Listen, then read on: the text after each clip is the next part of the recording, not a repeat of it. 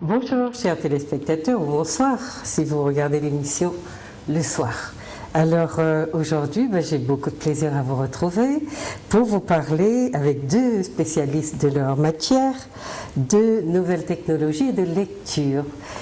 Et donc nous allons discuter à bâton rompu autour d'une thématique qui a été un peu traitée par l'Association des bibliothèques de Martinique le 30 octobre, qui a organisé donc une rencontre professionnelle avec les bibliothécaires et d'autres spécialistes pour parler des activités culturelles des jeunes.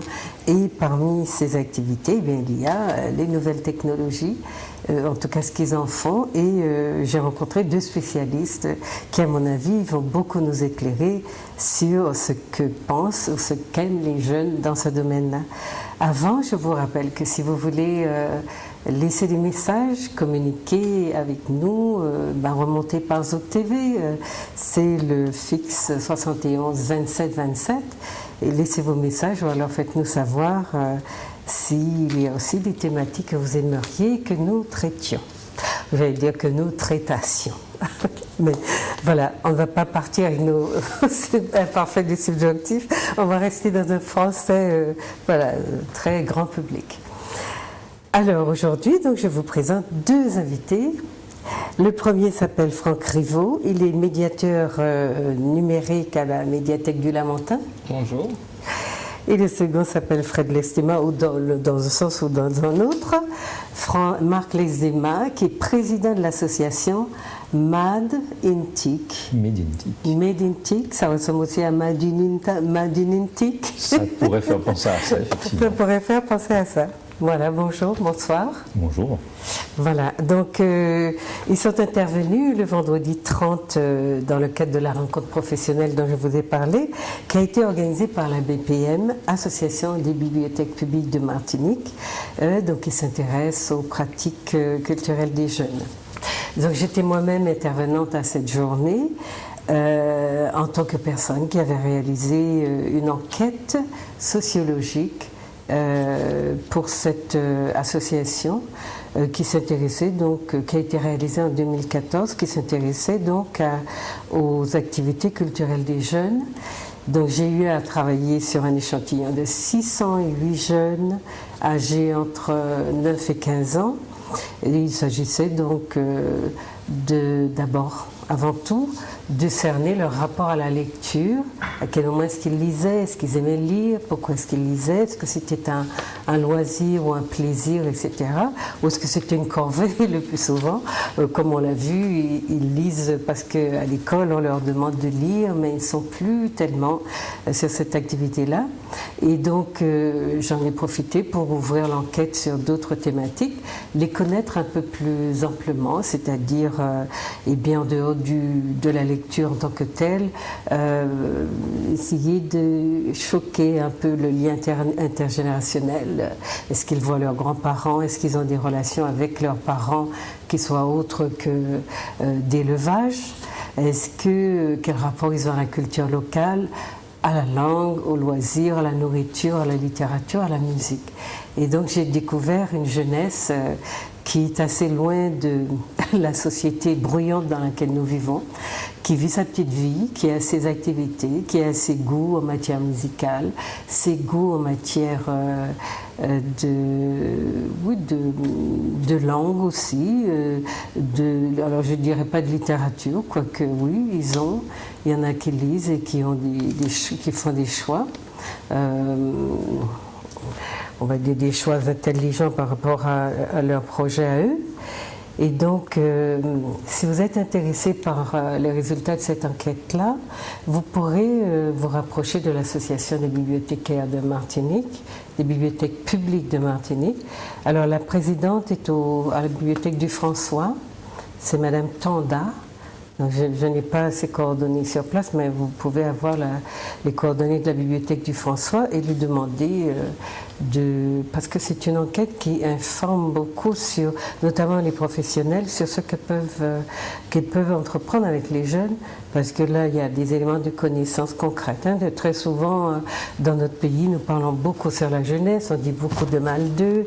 J'ai déjà eu, moi, à me rebeller contre cette manière de traiter notre jeunesse dans les médias, sans les connaître et sans que la société non plus ne fasse vraiment des choses pour elle. J'entends beaucoup mettre en œuvre des choses pour le troisième âge, pour notre société qui vieillit, pour notre société qui va effectivement vers sa fin. Mais je n'entends pas de gens se préoccuper vraiment et s'affoler et proposer autant de choix à notre jeunesse qui, elle, a besoin d'exister, puisque c'est elle l'avenir de notre société.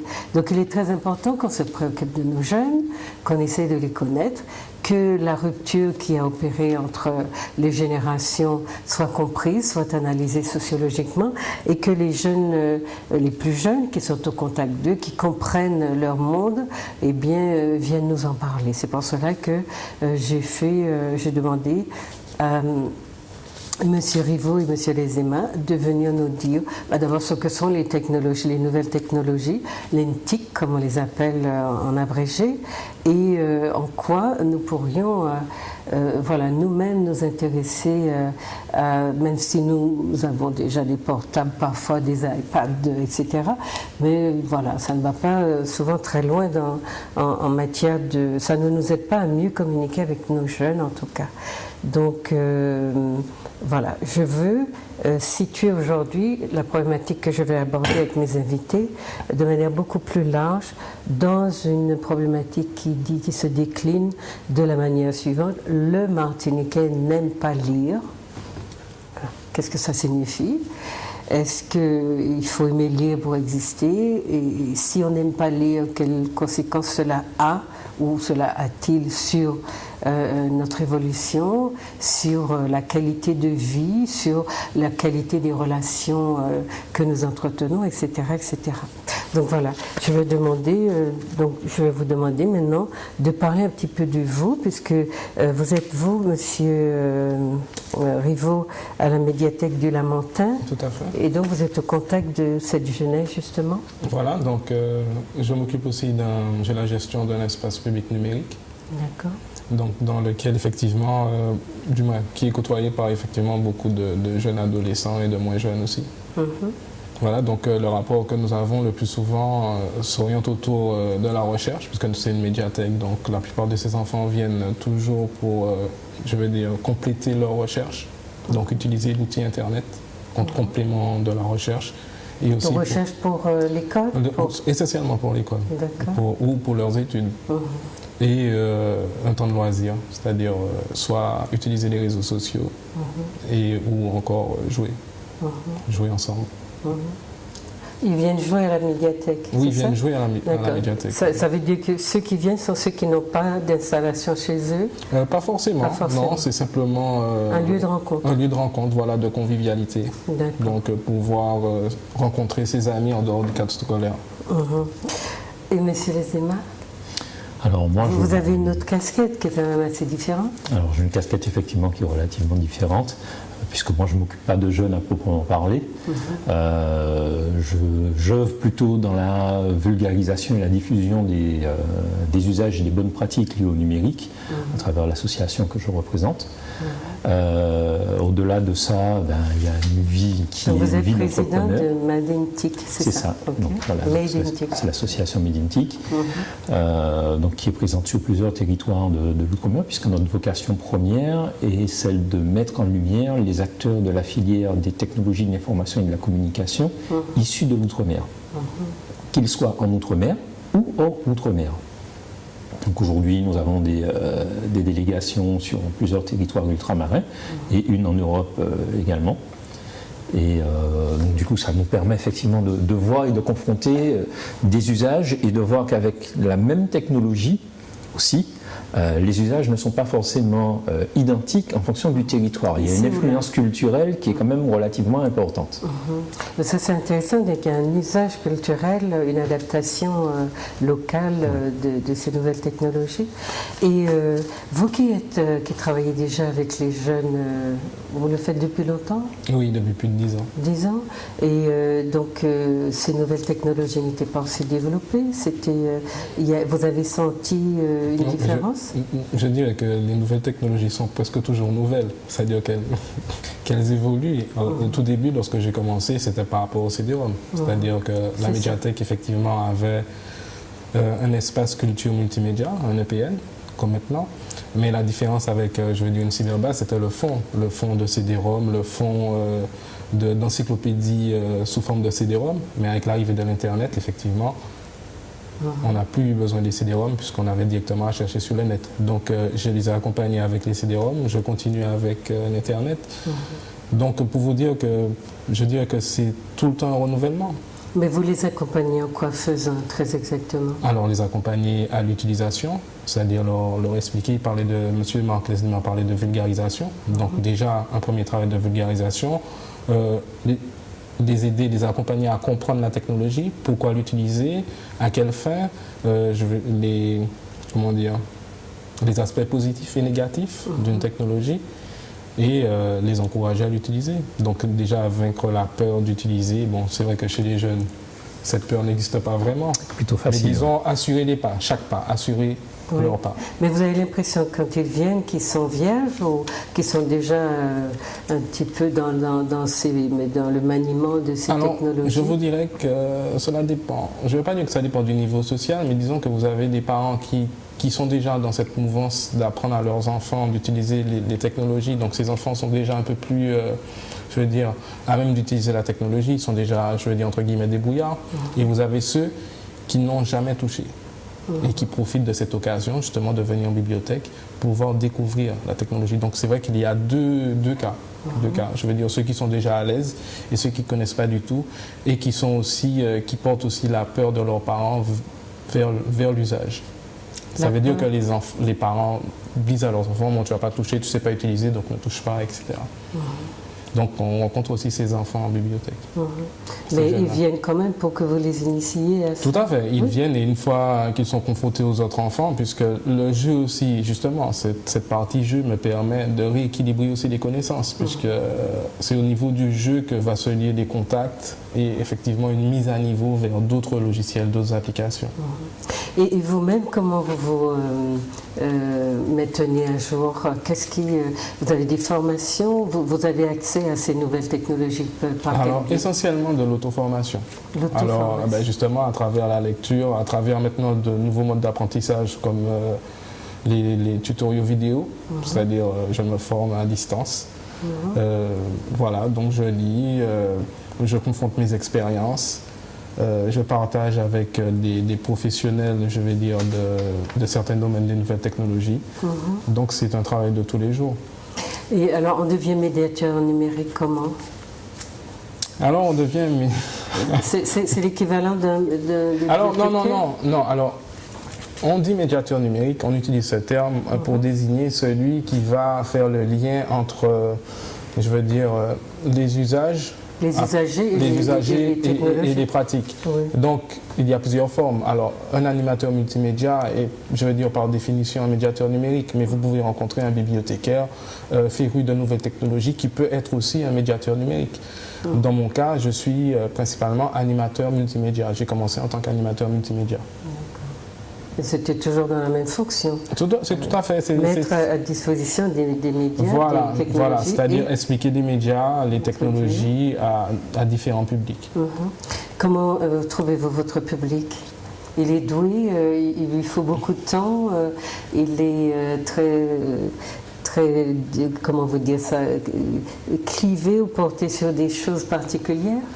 Non, il est avide de connaissances, mais surtout, le public que j'ai, je ne vais pas dire que je le rééduque, je ne vais pas dire ça, mais disons que j'essaye de lui enseigner sans parti pris le véritable usage des nouvelles technologies. Donc il y en a qui viennent en connaissant, pensant savoir, etc. Mais on remarque toujours qu'on a toujours, du moins, que les gens apprennent toujours sur le tas. Donc, et pourquoi vous dites sans parti pris? Ça signifie quoi? Sans parti pris que un médiateur numérique ne devrait pas avoir de parti pris sur les usages. Avec les nouvelles technologies, on peut être aussi dans des considérations idéologiques? Tout à fait, oui. Oui, selon sa vision, en fait, je ne vais pas dire politique, mais du monde, on peut avoir un choix sur les nouvelles technologies, tout à fait. Oui, si. Vous avez deux univers qui se côtoient quand même, le payant, le libre. C'est déjà ce que j'appelle le logiciel libre et le logiciel payant, comme on peut dire des marques, comme Windows par exemple, et vous avez Linux. Et vous avez aussi l'univers Apple. Donc selon l'univers que vous allez choisir, vous avez déjà quand même certaines fois une orientation. D'accord.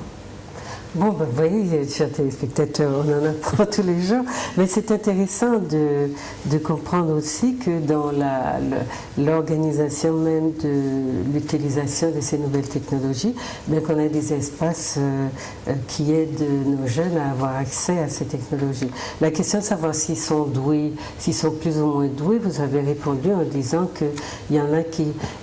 on est quand même dans des problématiques de classe sociale, il y a des familles qui ont plus vite accès à ces technologies que d'autres. Oui, il y a ça aussi, tout à fait, effectivement. Mais il y a aussi, alors ce qui revient souvent, surtout auprès des parents, les parents me disent souvent, mon enfant il maîtrise la technologie mieux que moi et il sait, donc je n'ai aucun souci.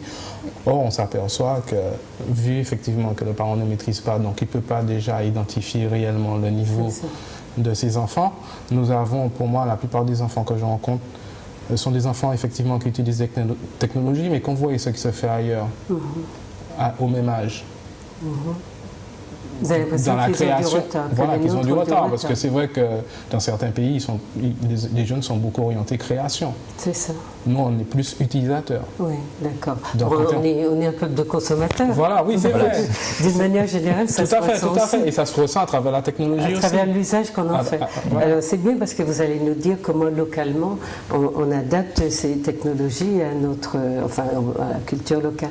Mais donc, c'est intéressant de comprendre que, justement, il y a peut-être là une difficulté que les parents comprennent, suivent vraiment l'évolution, y compris l'évolution de la société à travers les enfants dont ils surestiment notamment les compétences en matière de manipulation de nouvelles technologies. Tout à fait, les enfants deviennent les éducateurs, c'est-à-dire les professeurs des parents. Oui, ça on l'a vu, mais c'est presque institué de manière assez officielle, puisqu'on voit que dans beaucoup d'endroits, on demande aux jeunes, aux enfants, de venir apprendre aux parents ou aux grands-parents à manipuler ces nouvelles technologies. Tout à fait.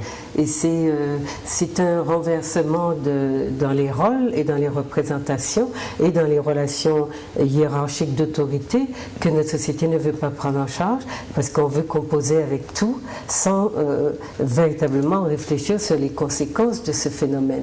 Comment un enfant qui vient apprendre à ses parents et à ses grands-parents à utiliser les nouvelles technologies va rester dans son rôle d'enfant, et comment les parents peuvent-ils exiger que cet enfant-là soit le petit d'avant qui obéit et qui se comporte comme s'il était véritablement convaincu que son parent avait encore une autorité.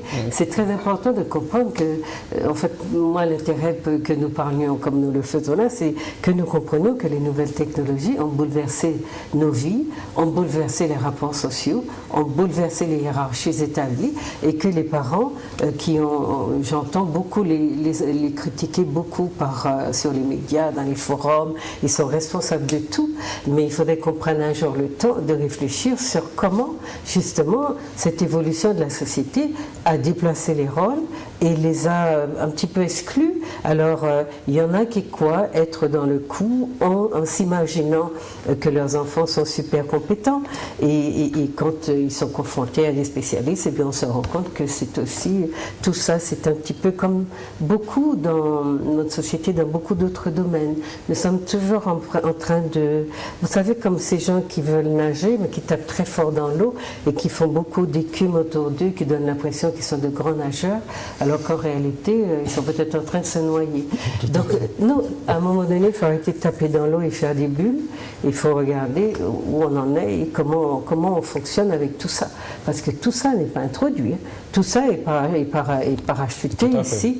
Et tout ça, heureusement qu'il y a encore des médiateurs ou des gens comme vous qui, pour ceux qui sont en souffrance, peuvent les aider à comprendre. Alors, moi, je vous demandais, vous me disiez que vous étiez donc représentant d'une association qui avait qui se préoccupait pas d'acheminer, mais de gérer localement. La diffusion. De gérer localement cette diffusion des nouvelles technologies. Alors, qu'est-ce que vous avez remarqué dans votre pratique ? Alors c'est vrai que moi j'ai vécu longtemps en Europe sur une des grandes places technologiques européennes qui est la Technopole de Sophia Antipolis, qui est la première technopole européenne. Donc elle est à Nice ? Elle est du côté de Nice, effectivement, oui, c'est ça, dans les Alpes-Maritimes. C'est un peu plus de 30 000 emplois. Ah oui, je sais, c'est et effectivement, habitué effectivement à ce bouillonnement technologique, avec des liens transversaux entre ce qui va être les technologies liées à Internet, les nanotechnologies, la pharmaco, les télécoms, etc. Donc tout cet univers-là, finalement, cohabite plutôt bien dans l'espace. Et donc il y a forcément, on va dire, une logique et une appréciation des usages qu'on peut avoir dans un environnement comme celui-là, qui va différer forcément d'un territoire comme le nôtre qui est avant tout insulaire. Et l'insularité, de fait, limite déjà dans l'apprentissage des usages. Alors, expliquez-nous ça un peu en détail. Comment on ne voit pas bien comment ça se joue, là, l'insularité. Alors, c'est assez amusant. Parce qu'en fait, on parle quand même de la manière dont les nouvelles technologies déplacent l'ancrage spatial de l'information traditionnelle. Tout à fait. Alors, expliquez-nous un petit peu. Alors, c'est vrai que c'est assez amusant à l'heure d'Internet où on se dit que finalement il n'y a plus de frontières et que donc l'information est accessible à tous, de voir effectivement comment sur un territoire comme le nôtre, comment nous avons des fois du retard par rapport à l'accessibilité à la technologie. Je prends un exemple tout simple en termes de télécom. Aujourd'hui, dans l'Hexagone, le réseau le plus performant est la 4G. Les tests commencent aujourd'hui sur la 5G. Aujourd'hui, nous sommes sur de la 3G, qui bien souvent n'a que le nom de 3G. Voilà. Oui, n'a que le nom de 3G. Qui bien souvent n'a que le nom de 3G compte tenu des débits qu'on peut mesurer. Qui nous est vendu pour être... Exactement. Donc là, effectivement, c'est un exemple frappant parce que forcément, dans l'appréciation des usages qu'on pourrait avoir, avec par exemple effectivement la logique de consommer la télévision sur nos smartphones de façon régulière, ça c'est possible de façon relativement fluide avec la 4G. Aujourd'hui, avec la 3G que l'on a en Martinique, officiellement, c'est quelque chose qui n'est pas concrètement envisageable. Et donc là, on a déjà un décalage dans les usages. Une limitation dans l'usage. Donc ça c'est un exemple parmi tant d'autres. Après, c'est la mise à disposition des technologies. Il y a 2 jours de ça, enfin la fin de semaine dernière, j'ai fait une intervention sur la médecine et les objets connectés. J'ai fait le tour des différents vendeurs qu'il y avait en Martinique pour pouvoir voir ce qu'il y avait comme objets connectés disponibles sur le territoire. Donc, médecine sportive et objets connectés. Force est de constater que les vendeurs ont peu ou prou les mêmes produits et un nombre relativement limité de produits. Alors qu'aujourd'hui, le marché des objets connectés, et notamment celui des objets connectés liés à la santé, est celui qui a la plus grosse croissance, avec un nombre exponentiel de sorties de produits. Et donnez un exemple à nos téléspectateurs d'objets connectés. Alors les objets connectés, c'est ce que vous allez par exemple avoir, alors ça peut être par exemple la montre connectée qu'on connaît, donc la Motorola 360, la iWatch de chez Apple, pour ne citer que celle-là. Ce sont aussi les objets connectés que vous allez avoir quand vous allez faire votre sport. qui vont vous permettre de savoir combien de kilomètres vous avez parcouru, quel circuit vous avez fait, combien de calories vous avez perdu, récupérer vos constantes de santé, ça etc. concernerait la santé, le domaine de la santé. Donc là, en l'occurrence, la santé. Et au niveau du sport, vous aviez, donc vous êtes intervenu lors de ces journées sur, voilà. Quel autre, peut-être pas, peut-être que c'est moins intéressant. La question c'est, comment expliquez-vous ce retard, que nous ne soyons pas, que la 5G ou peut-être plus existe déjà ailleurs et pas chez nous? C'est dû à quoi? La 4G, c'est très simple, c'est un problème de licence, puisqu'il faut savoir que en Outre-mer, on a des licences télécom qui sont spécifiques pour l'Outre-mer. Donc quand un opérateur national dit « Ok, je veux installer de la 3G, de la 4G ou de la 5G au niveau national », il achète auprès du gouvernement une licence pour l'Hexagone. S'il veut pouvoir équiper l'Outre-mer, il va falloir qu'il demande une licence pour l'Outre-mer. À ce jour, les licences pour le marché ultramarin ne sont toujours pas à la vente. Et comment expliquez-vous ça? Parce que le cahier des charges pour la 4G en Outre-mer a été livré aux opérateurs au mois de juillet dernier. Oui, mais on est toujours dans une histoire de retard. Ah, on est toujours la dernière roue du carrosse, oui. Oui, mais pourquoi? C'est lié à quoi? Au moment justement où on est en train de dire partout qu'on est franco-français. Alors l'exiguïté du marché peut expliquer ça.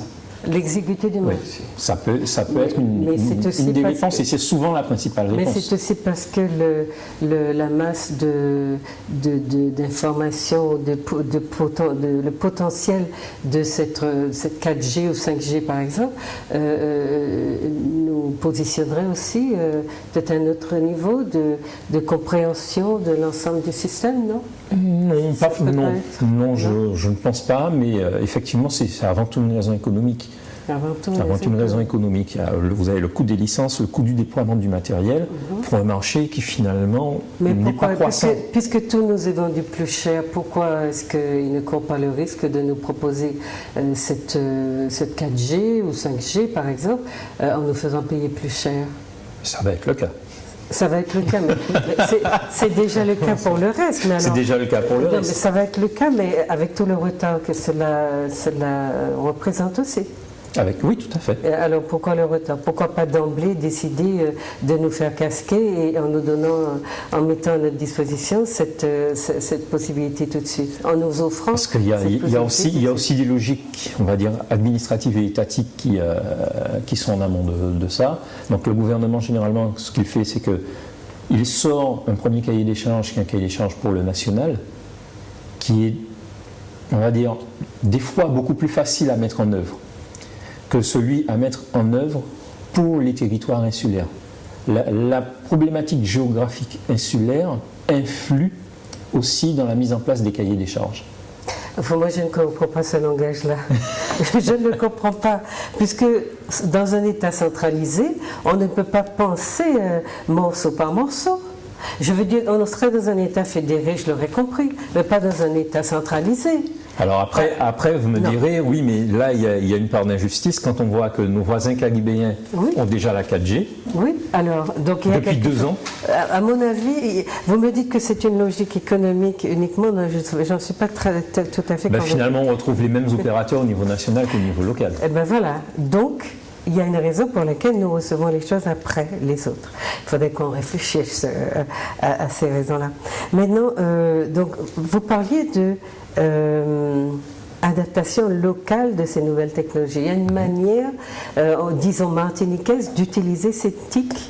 Alors, il y a une manière, on va dire, en tous les cas, si je reprends la question des jeunes, qui est quand même celle qui nous réunit aussi. Moi, je fais des déplacements dans les établissements scolaires. Très régulièrement, j'interviens pour pouvoir parler d'entrepreneuriat et de technologie, puisque je suis moi-même entrepreneur. Et ce que je peux constater, c'est que nos jeunes ont effectivement tous accès à la technologie, ils ont tous un smartphone, voire 2 même pour certains, parce qu'il m'arrive d'arriver dans certaines classes et de voir effectivement 2 smartphones dernier cri à côté de chaque étudiant. La question de savoir comment ils arrivent à acquérir ces outils qui sont entre 400 et 800 euros pièce. Quand on sait qu'un actif, des fois, a du mal à en payer un seul, nos jeunes sont capables d'en avoir deux. C'est quand même pas mal. Vaut mieux être jeune finalement plutôt qu'actif. Non, mais ils sont à l'école toute la journée, on ne voit pas à quel moment ils se servent de ces engins ainsi puissants. Mais le pire, c'est qu'effectivement, quand je m'entretiens avec eux sur les usages qu'ils ont, force est de constater que leur smartphone leur sert à Facebook, à WhatsApp, à Wiz, à Twitter, envoyer de temps en temps des SMS, mais de moins en moins finalement, puisque finalement on a pas mal d'outils qui permettent de faire des choses gratuitement, et c'est tout. Donc à tchatcher, à pas voilà, c'est avant tout un vecteur d'échange. Oui, c'est un échange. C'est avant tout un vecteur d'échange, et effectivement, quand on essaye d'aller vers les autres usages qu'intègrent déjà nos téléphones, des choses par exemple comme de la cartographie, du guidage. Il m'est arrivé dans certaines classes où ça devrait être une évidence pour eux d'utiliser ces outils-là, de m'entendre dire « Ah oui, j'ai déjà utilisé ça une fois ou deux. Voilà, donc là effectivement on se rend compte qu'ils ont l'outil, ils pensent savoir comment utiliser l'outil, donc là je rejoins pleinement Franck sur ce point-là. Mais finalement, ils ne connaissent absolument rien de cet outil. Tout le potentiel de l'outil ne le connaissent pas. Mais c'est intéressant de se demander, donc d'abord s'il y en a qui en ont deux, à quoi sert d'en avoir deux, quel signal cela envoie sur le plan social, sur le plan dans l'environnement dans lequel ils évoluent. Alors généralement, les deux, c'est parce qu'on va utiliser un téléphone, en fait on a un numéro qui est là, qui va servir à appeler. Donc il va servir à appeler, en fait, il change en plus, c'est vrai que les jeunes dans les habitudes ont tendance à changer des fois assez régulièrement de numéro de téléphone. Jusqu'à il n'y a pas longtemps, c'est vrai que c'était encore très compliqué de faire de la portabilité de numéros, notamment en Outre-mer. Et donc les jeunes n'ont aucune problématique à dire « Ok, bon, j'ai ce numéro de téléphone-là, il y a un opérateur tiers qui a sorti une offre qui est beaucoup plus intéressante. Je vais souscrire une offre chez cet opérateur et j'abandonne mon ancien numéro. Alors que nous, moi je vois, mes numéros ont en moyenne 18 ans. Enfin, en principe, un numéro, ça se garde. Alors, donc, donc, dans ce que vous dites, il y a quelque chose d'intéressant. C'est bon, ils sont très labiles, ils papillonnent beaucoup. Mais par rapport à la remarque que vous faites sur l'usage, le téléphone sert d'abord à parler, ou le smartphone à parler, à papoter, à échanger. Et c'est souvent d'ailleurs des messages très brefs, c'est souvent pas forcément des conversations qui apportent quoi que ce soit, c'est juste pour être là et se faire entendre. Mais est-ce que ça n'est pas cette image-là que la publicité a vendue? En plus, je trouve en instrumentalisant beaucoup l'image du noir, qui a été toujours celui qu'on a présenté, d'ailleurs qu'on continue à présenter, sur les prospectus ou bien même dans les commerces où on vend des téléphones ou des smartphones, etc., des NTIC, on voit beaucoup utiliser des noirs qu'on n'utilise pas dans d'autres domaines de la publicité. Et j'ai eu à réfléchir là-dessus. Et il me semble que c'est aussi une image qui est vendue avec l'outil. C'est-à-dire, ça sert on ne les voit jamais en train de fouiller, de chercher. C'est toujours des personnes qui parlent, qui papotent et qui ont leur truc accroché à l'oreille comme ça. Et on a l'impression que, effectivement, c'est un style. Donc on leur vend, et je crois en l'influence de la publicité, l'impact de l'image publicitaire sur les comportements, et donc il me semble que ça c'est un aspect à interroger, parce que l'usage, je voyais à cette réunion dans laquelle nous nous sommes rencontrés, Madame Nares, qui est enseignante en lycée, je crois, nous a montré comment elle utilisait justement ce smartphone pour les faire aller un peu plus loin dans la connaissance de son potentiel, enfin de l'outil même, et qu'il utilisait pour ses cours d'anglais.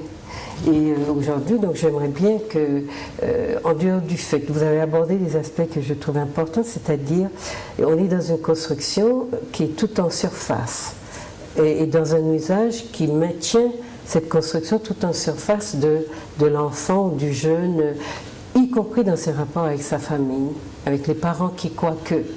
Et voilà, dans l'impression qu'on donne qu'avoir, ça signifie maîtriser. Et chez nous, c'est un peu ça. Nous sommes dans une culture de la consommation, et nous sommes dans l'avoir pour le paraître et le reste. Et il faudrait donc, comme l'a fait Mme Nares, que nous enseignants, par exemple, ou les professionnels qui travaillent avec les enfants, connaissent aussi. Ça signifie qu'il y ait un déplacement au niveau de la maîtrise de l'outil, que nous, les générations plus âgées, que nous allions dans ces nouvelles technologies, que nous apprenions à les manipuler, à connaître leur potentiel pour les utiliser avec les jeunes, notamment leur faire découvrir l'outil dans ses potentiels pédagogiques notamment. Ah oui, bien sûr, parce qu'effectivement, on a effectivement souvent tendance à considérer que l'outil numérique est un ennemi de l'enseignement. Ça a souvent une gêne pour une sorte de gêne. Donc effectivement, pendant les cours, on va bannir le smartphone, on va tolérer la tablette parce qu'elle vient de la logique d'enseignement aujourd'hui, et donc effectivement elle a été fournie par l'enseignant, donc on peut l'utiliser. Internet, oui, non, alors certaines mesures, enfin ce qui pour moi est le plus important dans la consommation que les jeunes font d'Internet, c'est de pouvoir leur faire comprendre que tout ce qui vient d'Internet n'est pas forcément vrai, parce que ça aussi c'est assez amusant, de prendre pour parole d'évangile finalement ce qu'on trouve sur la toile a dit donc c'est vrai. Et effectivement, comme disait Mme Nares, si ce n'est pas sur la toile, c'est alors que ça n'a pas lieu d'être. Donc ça, c'est déjà effectivement le premier point. Mais il y a des méthodes aujourd'hui assez originales pour pouvoir concilier lecture et technologie. Par exemple, il y a ce qu'on appelle les tructés, qui sont des dictées sur Twitter. Donc l'idée c'est quoi? C'est que au niveau de plusieurs écoles, on va sélectionner des classes, et ces classes en fait vont travailler sur une dictée d'abord à l'écrit, dans la limite des 140 caractères qu'autorise Twitter. Donc les élèves sont réunis par groupe, ils font leur dictée à l'écrit, ils travaillent ensemble chacun de leur côté, puis en groupe, confrontent chacun leur copie, valident une copie finale qu'ils vont soumettre sur les réseaux sociaux via Twitter. Donc il y a une manière de pallier donc, à ce déficit de connaissances en orthographe qu'on a observé chez eux. Oui, parce qu'effectivement, ce qui se passe, c'est que la classe d'en face, puisqu'en fait ça se fait de classe à classe et d'école à école. Donc la classe qui est dans une autre école va récupérer effectivement la tructée, va pouvoir en analyser le contenu, va la corriger et va la renvoyer. Et les enseignants se sont rendus compte que suite à une tructée, le pourcentage de fautes dans une dictée classique diminue de plus de 25%. Ce qui est énorme. Parce que du coup, ça leur permet de se sensibiliser à la problématique de l'orthographe. Et de façon ludique. Donc il y a des... Mais vous disiez tout à l'heure, M. Rivaud, que vous êtes quand même un petit peu le promoteur de vos savoirs d'une certaine façon. Vous allez au savoir, c'est-à-dire que vous vous formez par vous-même.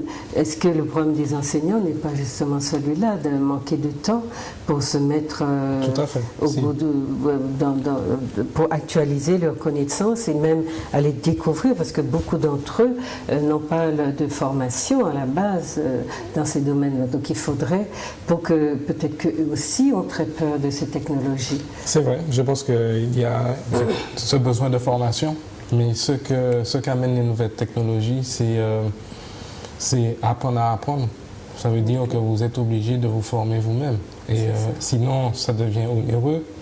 S'il faut se déplacer ou voyager, mais c'est vrai aussi que les nouvelles technologies peuvent nous permettre de nous former à distance, mais il faudrait déjà les accepter pour pouvoir les utiliser. Donc il existe diverses façons de se former, mais je crois que le nerf de la guerre, c'est l'argent et le temps aussi. Le nerf de l'argent, mais aussi au niveau institutionnel, que ça soit pris en charge. C'est-à-dire que je vois que dans les écoles, on accepterait de fournir des ordinateurs. Toutes les écoles n'en sont pas pourvues, mais on l'accepte. C'est une idée qui a fait son chemin. Est-ce que le smartphone n'est pas moins coûteux?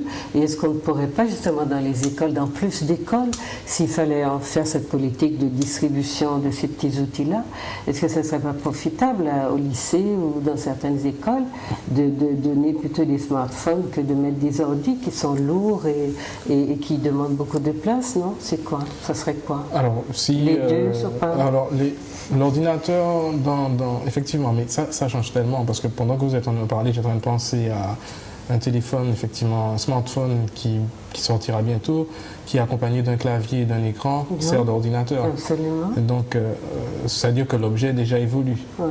Donc le smartphone, je pense que oui, il faudra effectivement adapter. On pourrait l'envisager comme un support pédagogique et à ce moment-là l'intégrer à la formation des enseignants, des nouvelles générations notamment. Mais comme je vous le disais encore, je vais insister un peu dessus, c'est vrai qu'il faut s'adapter, parce que si vous pensez au smartphone maintenant, je ne vais pas dire que vous êtes déjà en retard. Mais, il y en a déjà qui sont en train d'attendre. Il y a tellement de technologies qui arrivent, qui vont reléguer en fait ce questionnement, vous l'aurez encore dans 2 ans. Non, mais ça sera un principe, ça sera acquis. Parce que nous, on en est encore au rapport au livre papier, au livre imprimé. Et encore, donc oui. Et encore, justement, la question c'est, les Martiniquais, est-ce qu'il est vrai que les Martiniquais n'aiment pas lire, en admettant que, on soit dans une problématique qui signifie que il y a une réalité qui est là, c'est qu'il y a un livre papier imprimé qui n'est pas numérique et avec lequel on a une certaine familiarité. Alors ça signifierait qu'il y a une partie, le Martiniquais, par rapport à d'autres groupes humains, n'aimerait pas lire. Est-ce que c'est cette expérience-là que vous avez? Vous la connaissez? Vous avez entendu parler ou dire ces choses-là? Oui. Mais ça veut dire, ça signifie quoi? Pour moi, je ne suis pas tout à fait d'accord. Après, ça dépend de définir que lit-il? Ou bien, que doit-il lire? Parce que pour moi, un Martiniquais, ou bien quel que soit l'individu, va lire par rapport à ses centres d'intérêt. Donc, vous avez de la lecture technique. Donc, si c'est un technicien, il va s'orienter beaucoup sur la lecture technique, donc pas forcément de la littérature. Après, ça peut être, comme Marco disait, il lit Facebook. Même si ce n'est que Facebook, il lit. Donc après, ça dépend de ce qu'on appelle lire. Est-ce qu'il faut qu'il lise du Raphaël Confiant, Voilà, quel type de lecture attendons-nous pour dire qu'il lise? Mais pour moi, il y a de la lecture. Après, il faut définir quoi? Quel type de lecture? Oui, alors cette question-là me permet de nous amener justement à notre préoccupation, c'est-à-dire celle du rapport au livre de notre jeunesse. Alors, la question c'est, si les parents, vous avez vu un peu les déterminations du cercle familial dans l'accès aux technologies, dans les différences sociales que vous avez observées, mais il y a aussi une culture à la maison dans laquelle l'enfant va baigner et par exemple s'il est dans un milieu où on a l'habitude effectivement de lire où le livre fait partie de l'univers familial, on imagine qu'il aura beaucoup plus facilement envie. Voilà. Maintenant, sur les nouvelles technologies, on a le même phénomène. Si on a des parents qui sont dans ce milieu intéressés, etc., l'enfant ira beaucoup plus spontanément et naturellement vers ces nouvelles technologies. Donc la question de la lecture se pose à partir de ce que vous venez de dire. C'est-à-dire, est-ce qu'on décide aujourd'hui, puisque la réalité sociale a changé et que nous avons quand même beaucoup de mal à produire le discours qui accompagne ces changements. C'est-à-dire que nous restons toujours dans nos petites analyses ultra dépassées, parce qu'au fond, nous n'avons pas, y compris dans les sciences humaines, un travail qui actualise, qui aide à actualiser la pensée à la Martinique. Donc la réalité, elle va très très très vite. D'ailleurs, c'est le sentiment que j'ai, que vraiment beaucoup de choses nous échappent. Elle va très très vite. En même temps, plus elle va vite, plus on a une lourdeur des mentalités. C'est-à-dire, on a l'impression que les gens s'assiedent sur l'ancien pour assumer probablement cette société qui leur échappe. Mais ça, à mon avis, c'est parce que les sciences humaines ne produisent pas les discours qu'il faudrait d'ici.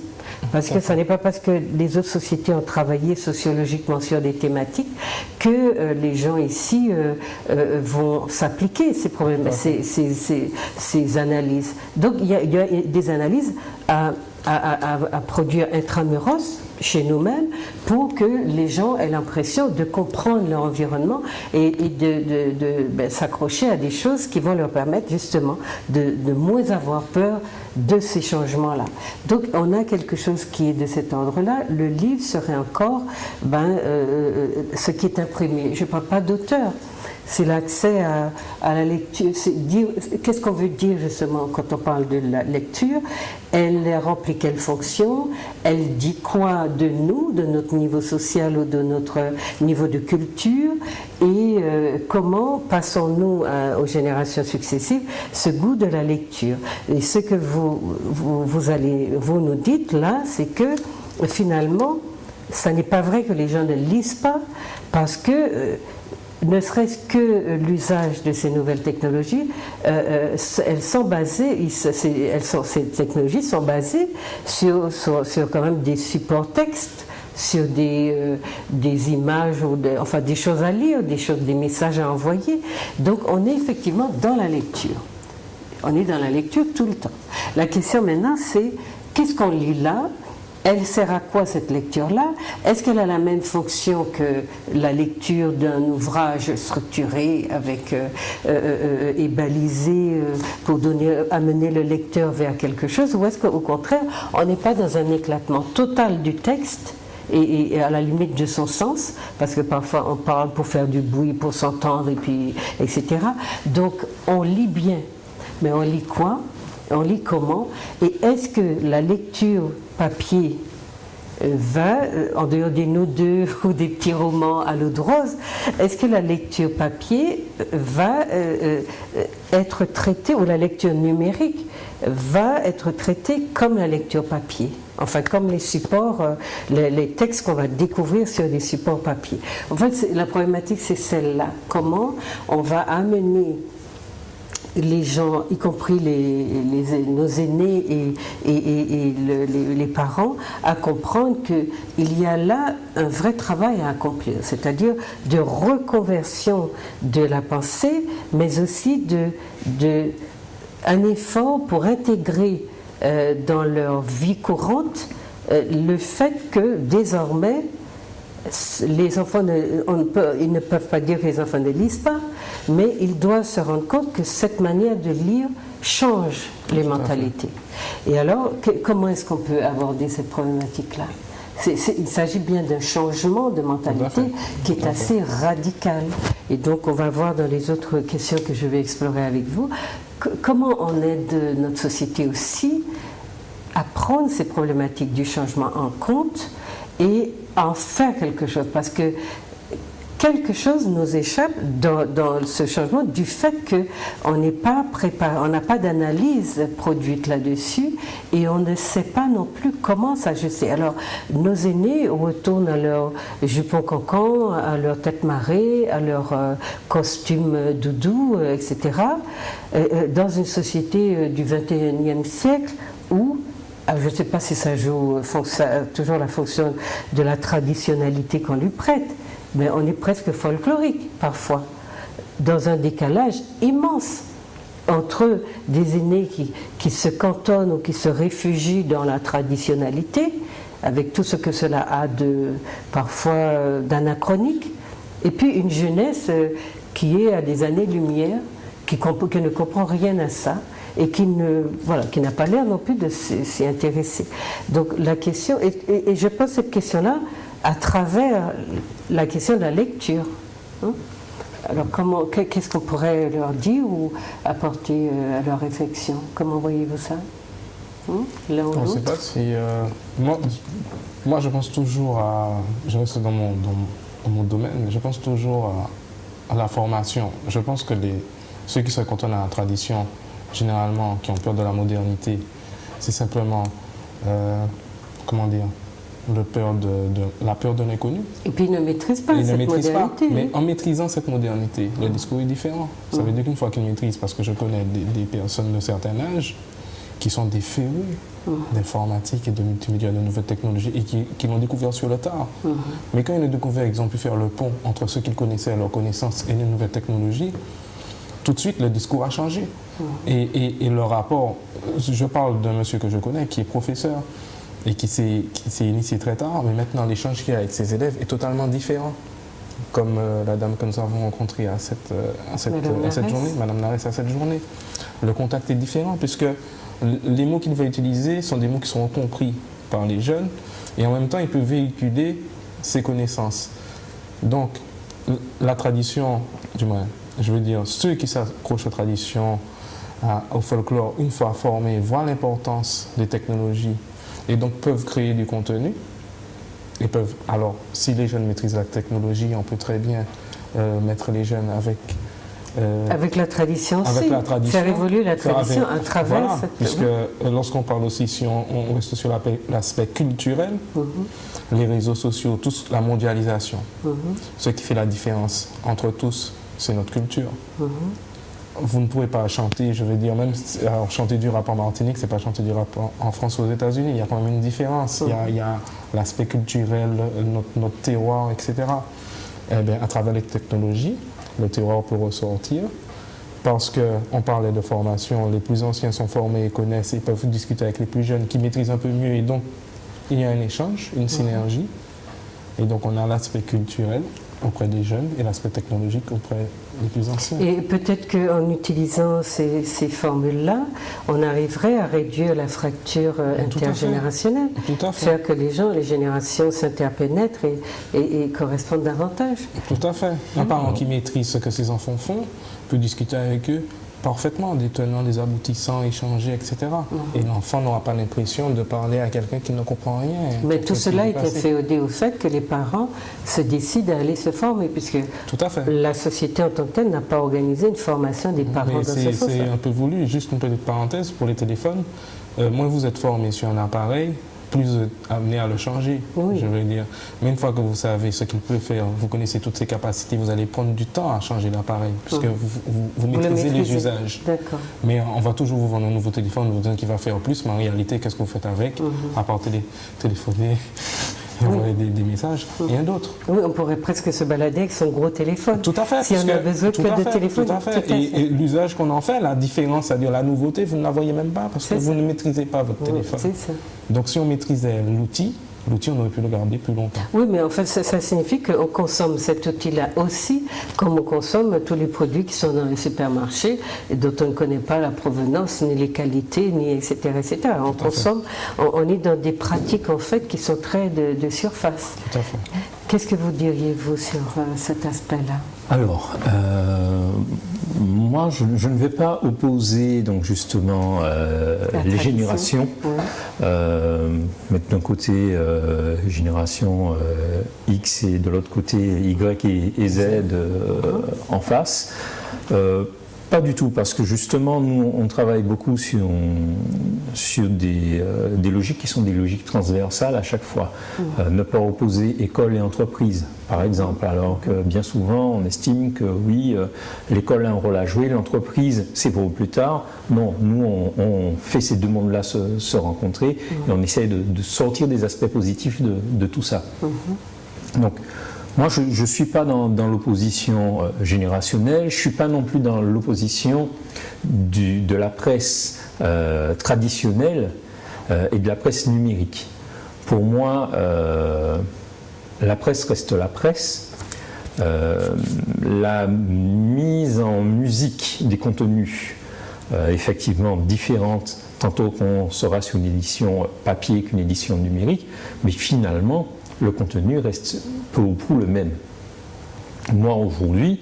Donc c'est l'accès au contenu qui change. C'est l'accès au contenu qui change. C'est l'accès au contenu qui change. Aujourd'hui, vous ne me verrez pas acheter un France Antilles. Si j'ai besoin d'aller consulter France Antilles, je consulterai l'édition numérique. À condition que vous soyez abonné. Oui. Oui, c'est ça. Tout à fait. Donc il y a une démarche à faire pour avoir accès. Parce que alors, tout dépend après de ce qu'on va chercher sur le France Antilles. Il y a quand même une bonne partie du France Antilles qui est en édition libre.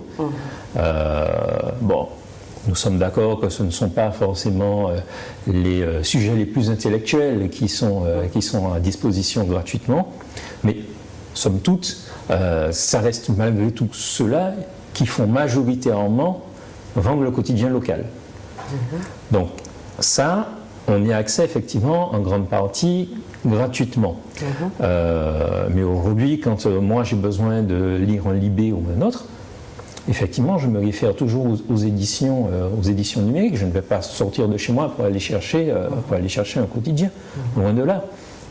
La dernière fois que j'ai acheté un ouvrage en format papier remonte à un petit moment. Ceci dit, ça ne m'empêche pas de lire. Oui, mais là vous me dites que vous n'allez pas dans l'opposition. Ce n'est pas vous qui n'y allez pas. C'est que la société est installée dans cette dynamique-là. Je vis avec mon temps. Oui, non, mais la société elle est installée dans ça. Vous avez ce dont je vous parlais, une rupture générationnelle que j'ai observée aussi dans l'enquête. Et moi, la discussion qui m'intéresse ici, c'est comment on va réduire cette rupture-là. Comment on va faire amener les parents à avoir moins peur des nouvelles technologies. Alors, j'y venais. Eh bien, allez-y.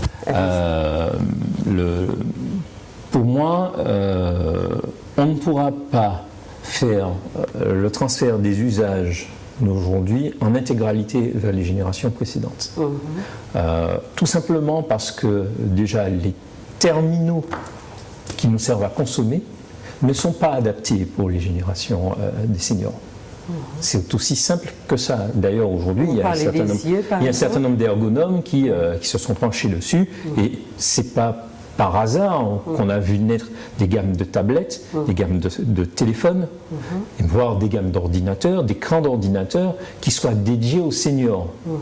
Parce qu'effectivement, l'appréhension à l'outil n'est pas la même. Donc déjà là, effectivement, la problématique d'acuité visuelle qui est effectivement la première dans ce cas-là, mais même au-delà des usages, c'est vrai que pour nous, plus jeunes aujourd'hui, ça nous semble évident. Vous nous donnez un écran, n'importe lequel. Moi, ça m'arrive devant mon écran d'ordinateur des fois de faire ça. Il va dire, ah ben non, effectivement, oui, non, ça ne va pas swapper, non, mon écran il n'est pas tactile. Je ne suis pas sur une tablette, je suis sur un ordinateur traditionnel. Pourtant, je suis de cette génération qui a connu l'ordinateur personnel. Mais j'ai déjà migré vers autre chose. Ma fille, aujourd'hui, l'ordinateur personnel, elle ne l'utilise pas. Pour elle, le terminal évident reste la tablette, qui est le premier. Après, l'ordinateur personnel, oui, dans certains cas, mais dans certains cas. Donc, je pense qu'on ne pourra pas faire passer tous les usages de la génération actuelle à la génération passée. Malheureusement, non. Maintenant, c'est vrai qu'il y a aussi un devoir d'adaptation des plus anciens vers ce qui se fait aujourd'hui. Et là, effectivement, je vous rejoins. On se retrouve des fois avec des freins qui, du reste, effectivement, quand on démontre et quand on commence à rentrer dans les usages, tombent très rapidement parce qu'on se rend compte que finalement cet outil qui leur paraissait limite ésotérique dans les usages, finalement n'est pas si terrible que ça et qu'il est finalement plutôt accessible.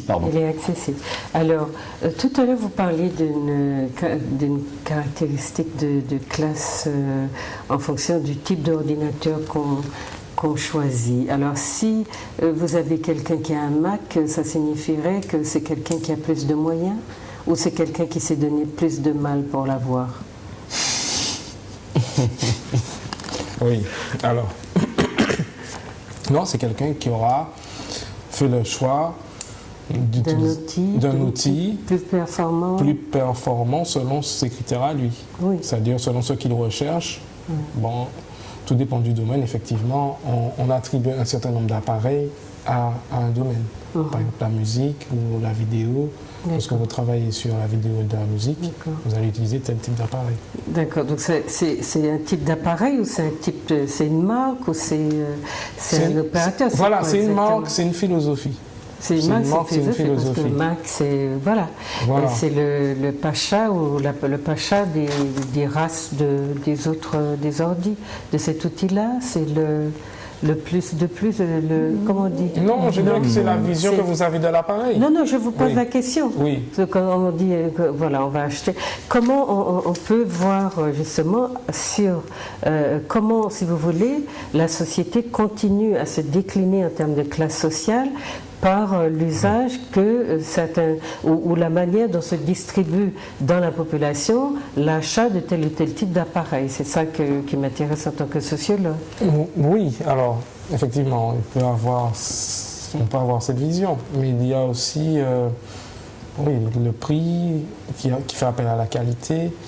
C'est vrai que c'est plus les cas socialisés qui vont s'orienter vers ce type d'appareil, mais en même temps, l'expert, celui qui maîtrise son domaine, quel que soit son niveau social, s'oriente vers un type d'appareil lié à sa profession, lié à l'utilisation qu'il peut en faire pour sa profession. D'accord. Mais si on voit les jeunes s'acheter ce type d'appareil, ça correspond à quoi? Ils ne sont pas encore en profession, ils sont en train d'apprendre, ça veut dire quoi?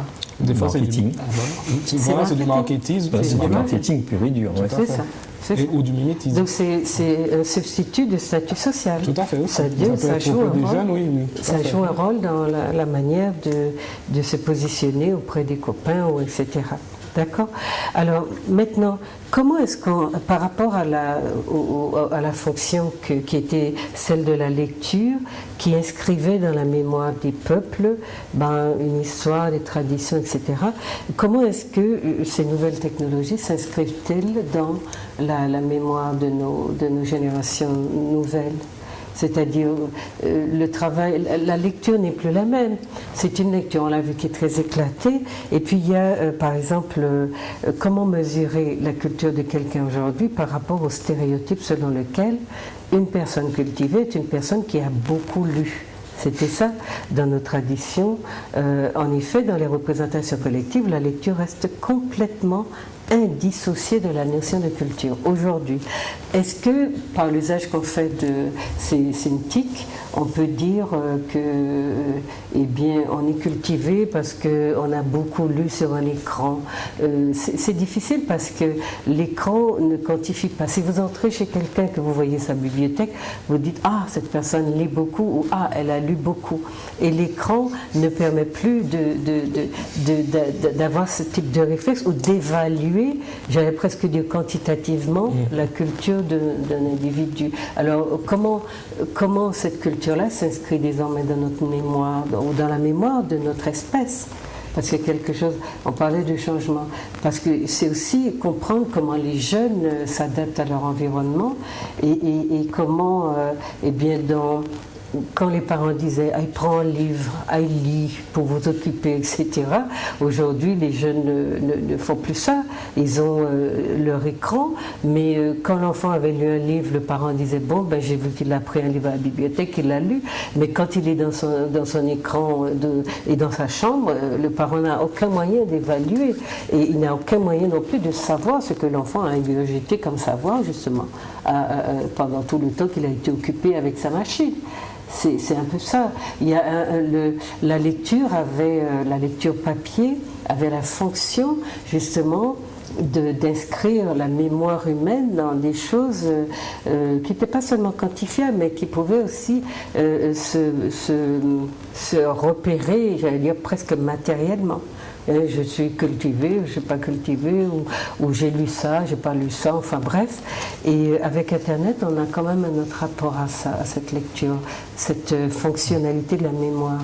Alors, est-ce que la connaissance de l'homme se mesure au nombre d'ouvrages qu'il possède?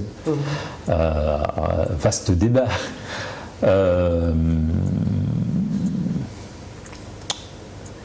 Paradoxalement, je pourrais dire qu'aujourd'hui, avec justement les technologies, nos jeunes savent peut-être plus de choses que leurs aînés, ont accès à plus d'informations. Là où avant on se contentait de ce qu'il y avait dans le livre justement, et qui était finalement une connaissance parfois orientée, parce qu'on avait une source d'information, c'était celle-là, et on devait... sauf à en lire beaucoup. Sauf à en lire beaucoup, mais on devait la considérer comme étant bonne, comme étant juste. Aujourd'hui, avec justement les technologies, on a la possibilité de consulter plusieurs sources, de confronter les sources. Oui. Donc ça, c'est déjà un premier point. Le deuxième point, c'est effectivement l'accès au volume d'informations qu'on a en passant par des outils numériques que l'on n'aurait pas forcément. Après, bien sûr,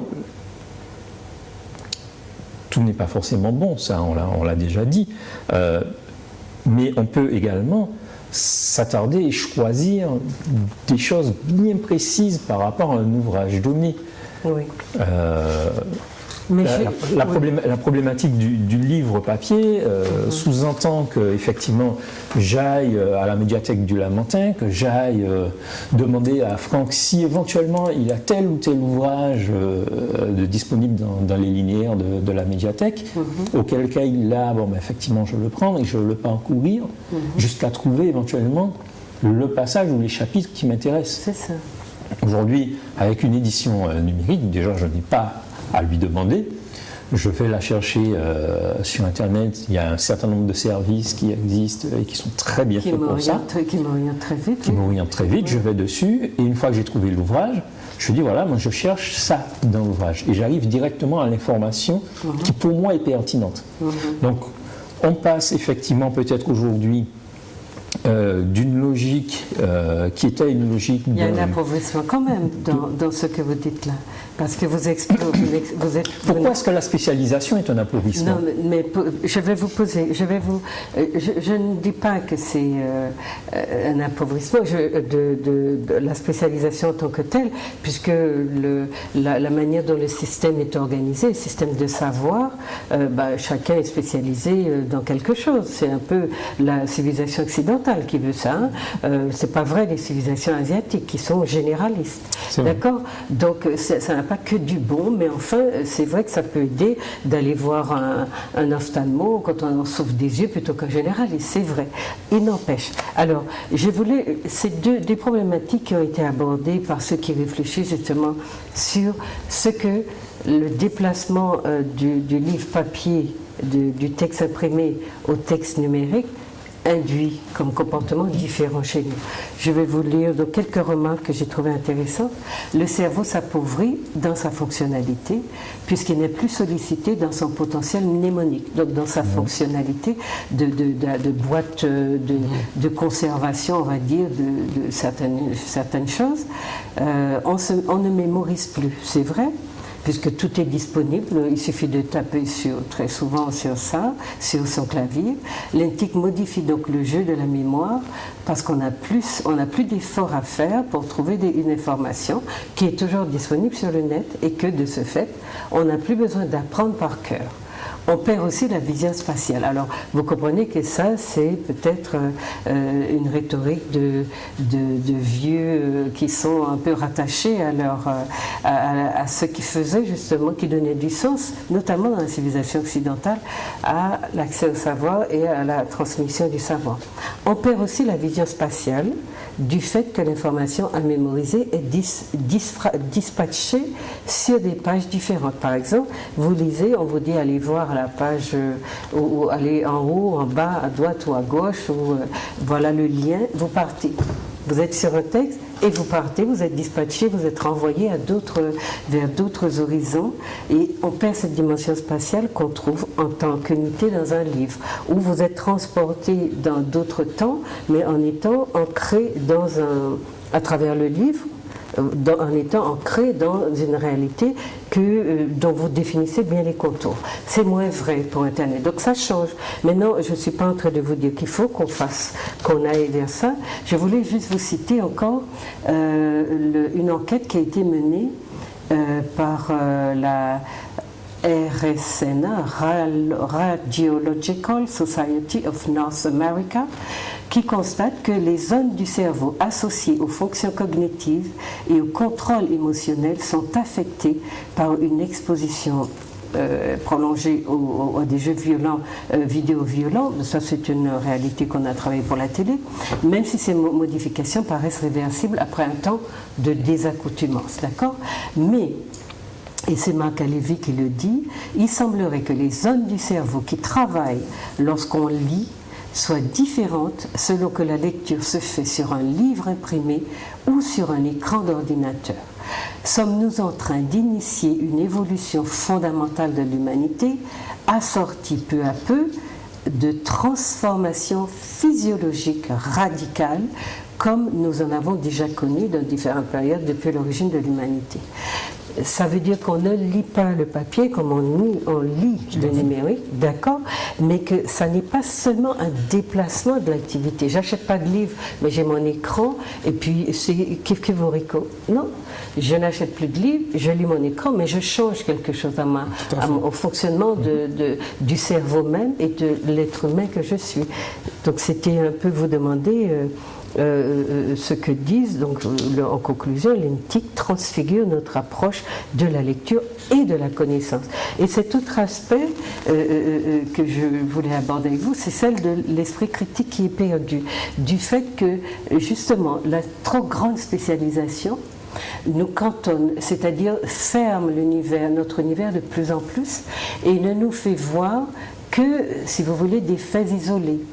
Et la question du fonctionnement justement de la société humaine, c'est parce que tout est interconnecté, interdépendant, c'est que nous gardions cette vision quand même qui est élargie et qui sache nous faire voir une réalité justement dans ces différentes composantes.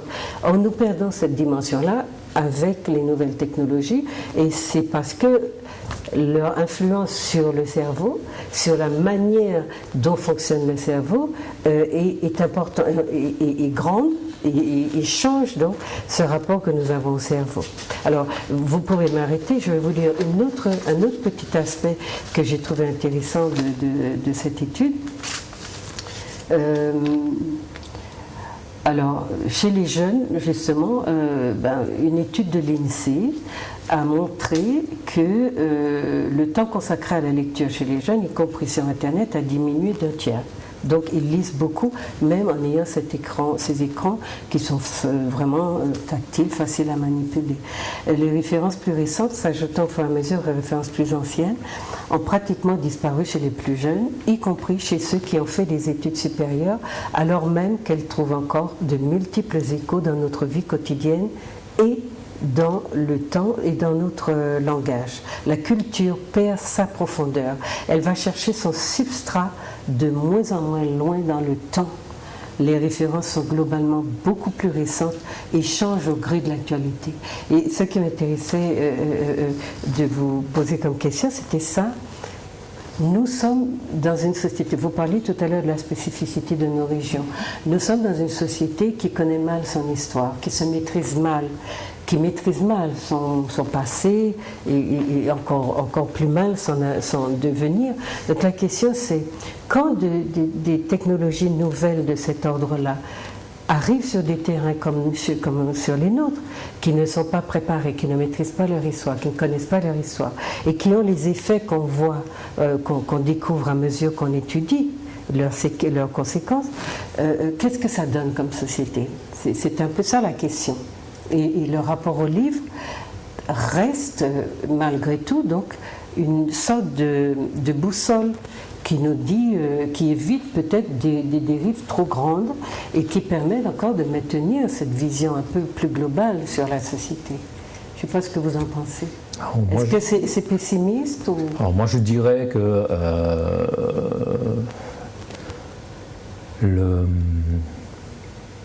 La culture face au numérique ne se perd que si on veut bien qu'elle se perde.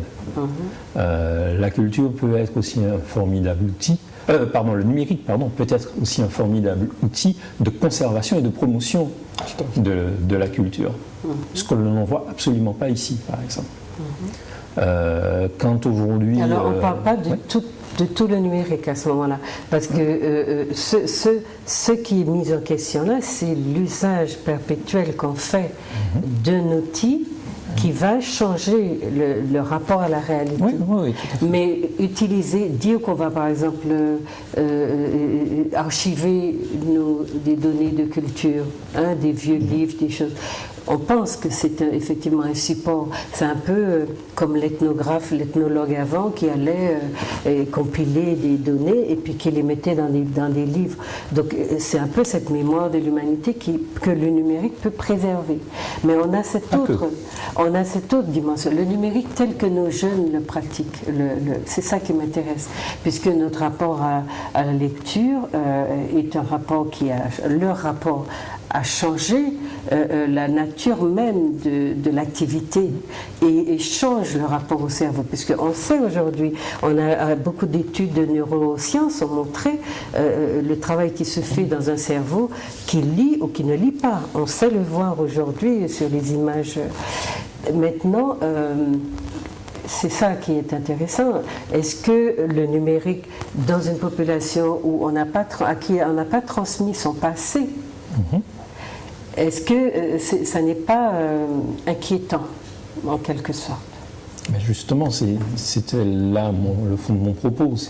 Vous voyez le numérique par rapport à la culture, enfin en tous les cas ce que vous avez cité, comme étant un outil de conservation. Moi, je le vois comme un outil de diffusion, bien au contraire. La conservation est une chose, elle est nécessaire. Elle est d'autant plus dans les territoires qui sont les nôtres, où nous avons un climat qui est quand même assez hostile par rapport notamment aux ouvrages. Mais par ailleurs, il y a plein d'usages ludiques qu'on pourrait sortir grâce au numérique et qui permettraient justement de rendre notre histoire, notre culture accessible aux plus jeunes comme aux moins jeunes. Ça, aujourd'hui, cette offre-là, elle n'existe pas sur le territoire. Elle n'existe pas. Mais c'est trop commun que permet le livre. Par exemple, j'ai aimé un livre, je vous le donne. Je vous le passe et on se transmet comme ça du savoir.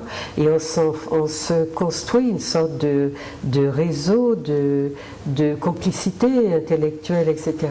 Et cette fonction-là, elle disparaît un petit peu avec le numérique. Parce qu'on est très souvent aussi, même si on partage ce qu'on a lu, on n'est pas sûr que les gens aient vraiment lu ce qu'on a partagé sur Internet, mais c'est quelque chose, ce fond commun de savoir qui tisse des liens communautaires, justement, qui préserve, alors pas seulement le support culturel, mais l'idée de la culture même, c'est-à-dire ce qui fait qu'on est des êtres spécifiques.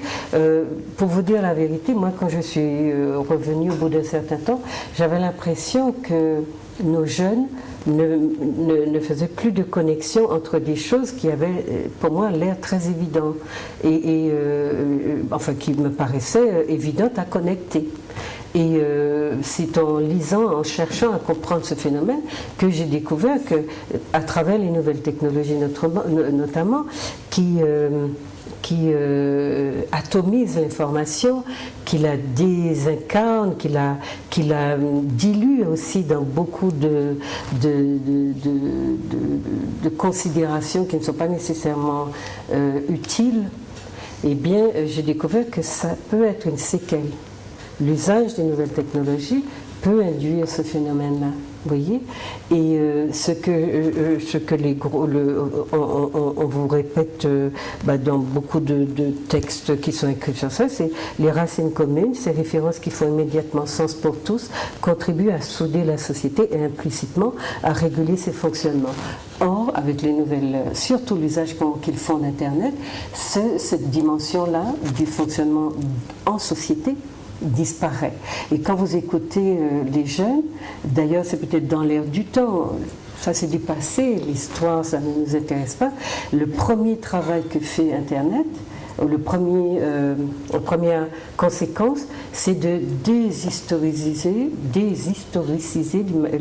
les groupes humains, c'est-à-dire les faire vivre dans des relations qui sont ici et maintenant, dans le présent, et qui n'ont pas forcément à voir avec des rattachements à une tradition. Et je voyais ça difficilement dans une société en plus qui n'a pas transmis son histoire à son groupe humain.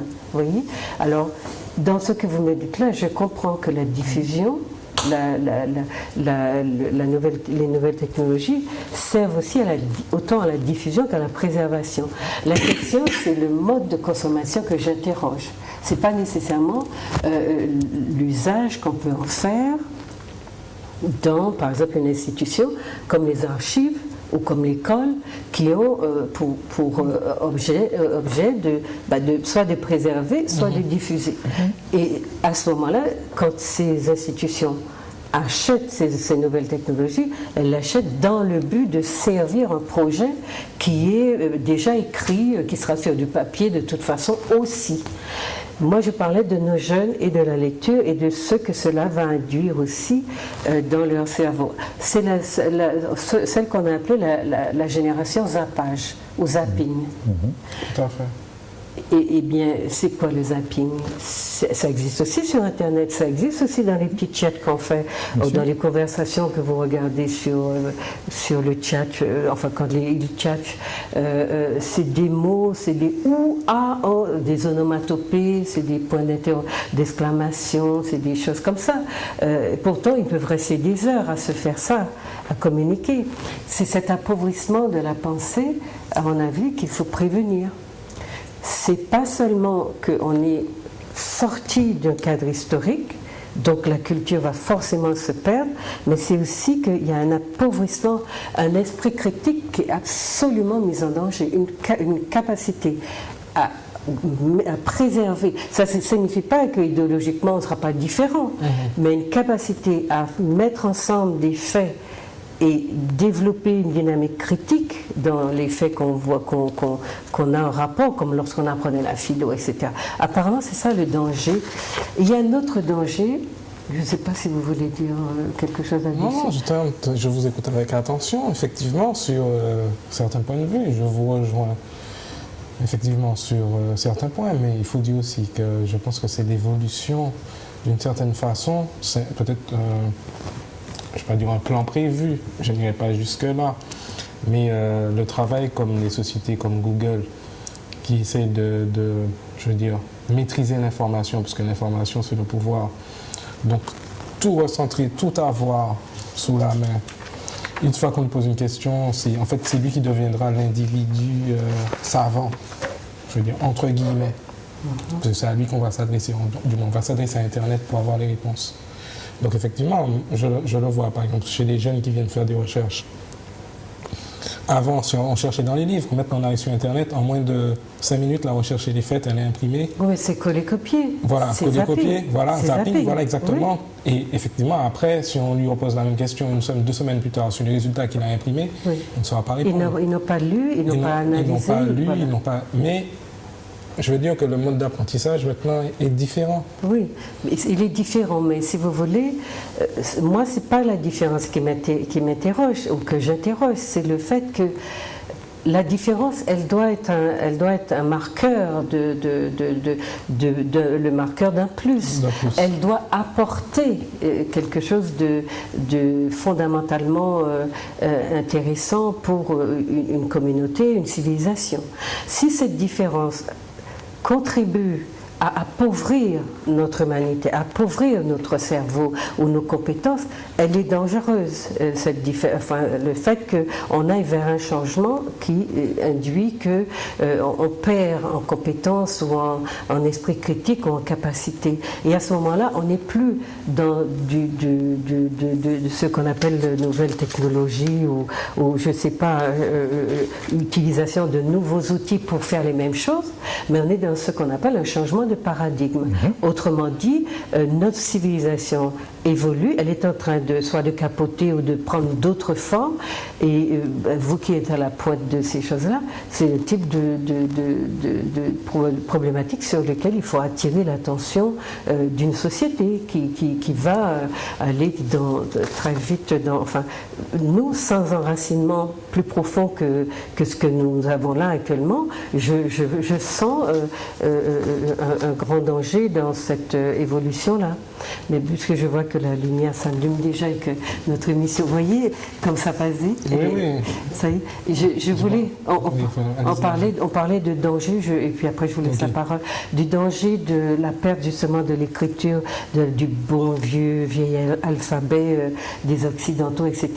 Et on disait que donc les peuples qui ont inventé les idéogrammes, qui sont donc d'autres formes d'écriture, eh bien, sont peut-être plus protégés que les cultures occidentales, et qui sont basées donc sur la mémorisation et une gymnastique intellectuelle qui relie les parties entre elles et pour développer l'esprit critique.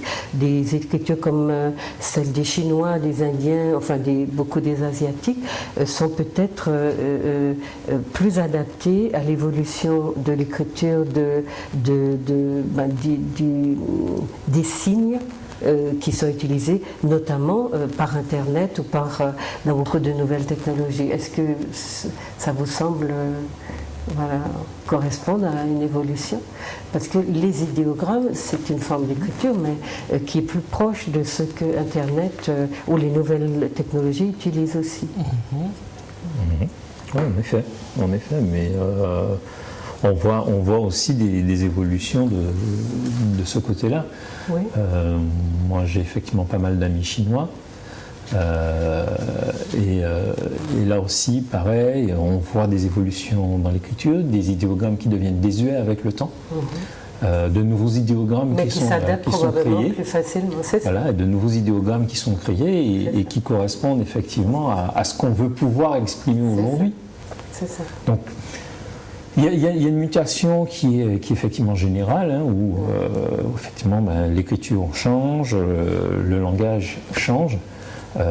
Nos habitudes de consommation changent, nos habitudes d'appréciation au quotidien changent, puisque effectivement, comme vous le disiez, on est dans une logique de consommation de l'instantané, tant dans l'information que le reste finalement, c'est toujours dans une logique de l'instantané. C'est un trait de notre société. C'est un trait de notre société actuelle.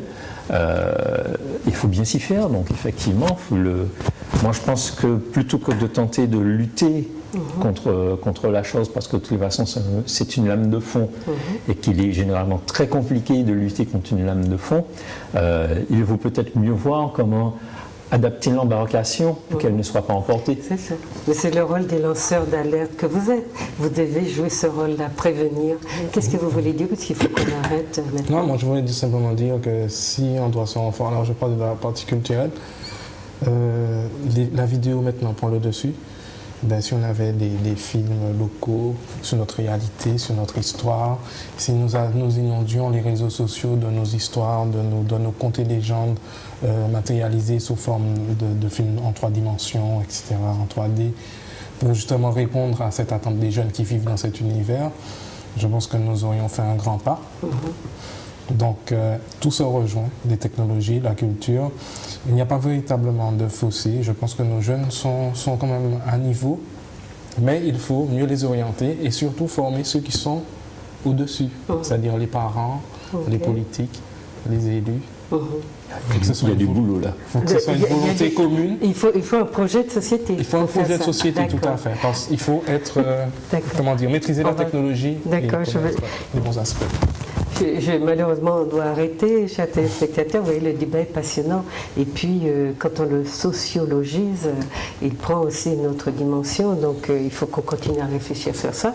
Vous êtes des lanceurs d'alerte, c'est-à-dire il faut accompagner, cette lame de fond dont vous parliez, mais il faut aussi savoir vers quoi on l'accompagne. Il faut que notre société ait un projet, comme il lui en manque dans beaucoup de domaines. Et bien, dans celui-là aussi, on va être submergé et on risque effectivement d'y perdre notre âme si on ne maîtrise pas cette évolution qui va quand même très vite et qui est parfois assez sauvage, puisque nous n'avons jusqu'à maintenant la maîtrise de pas grand-chose dans notre société. Exactement. Voilà, chers amis, vous dites au revoir aux téléspectateurs. Si vous voulez. Au revoir à tous et à toutes. Voilà, et puis on peut venir vous voir donc à la médiathèque. Alors oui, à la médiathèque du Lamentin. Nous sommes ouverts du mardi au samedi. Voilà. Et vous? Vous pouvez nous retrouver sur Internet, sur les réseaux sociaux, et puis dans la multitude d'événements auxquels nous participons. Alors, redites le nom de votre... Donc c'est Made in TIC, M-A-D-E, comme Made in China, comme Made in Tunisia, Made in TIC. Voilà. Voilà, chers téléspectateurs. Bon, je remercie aussi donc, les techniciens qui nous aident à faire ces émissions, mes deux invités qui vous ont aidé, j'espère, à bien un petit peu mieux entrer dans... et qui sont moins pessimistes que moi, parce que je suis sociologue et je traque les évolutions pour essayer de les devancer. Voilà, donc j'ai été très heureuse de faire cette émission avec eux. J'espère que vous avez eu du plaisir également et je vous souhaite donc une très bonne soirée ou une très bonne après-midi.